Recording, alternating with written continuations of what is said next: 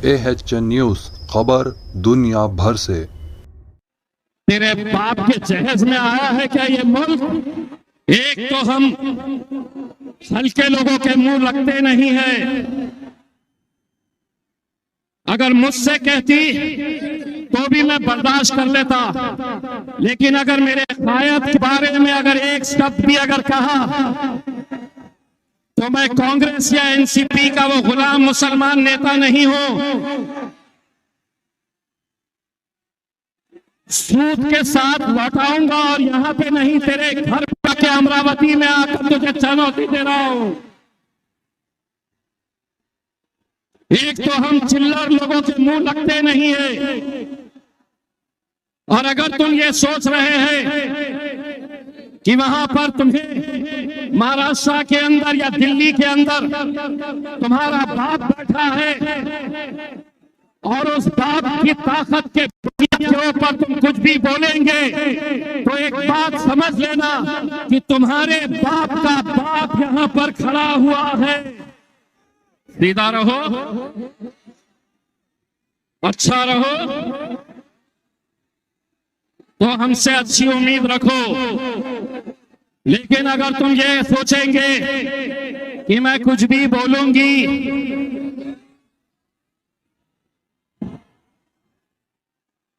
एक तो सुन ले अच्छी तरह मीडिया वालों, कल चलाना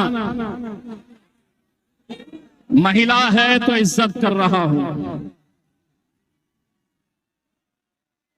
महिला है मैं इज्जत कर रहा हूं। लेकिन अगर ये वही है ना जो अपना घर छोड़कर सड़क के ऊपर ढोल बजाने के लिए चली थी,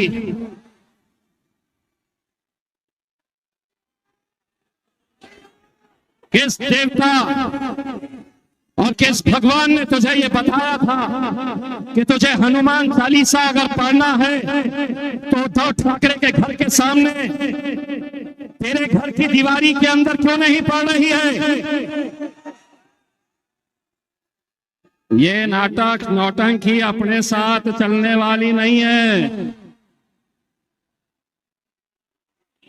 आगाज तूने किया है, अंजाम तक हम लेकर जाएंगे।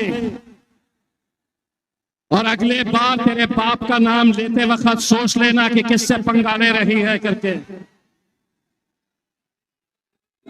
एक तो साला हमारी फितरत ऐसी है कि हम किसी को छेड़ते नहीं,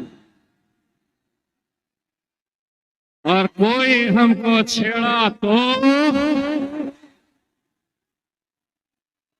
अब क्या करता, मेरे को नीचे ले जाता क्या?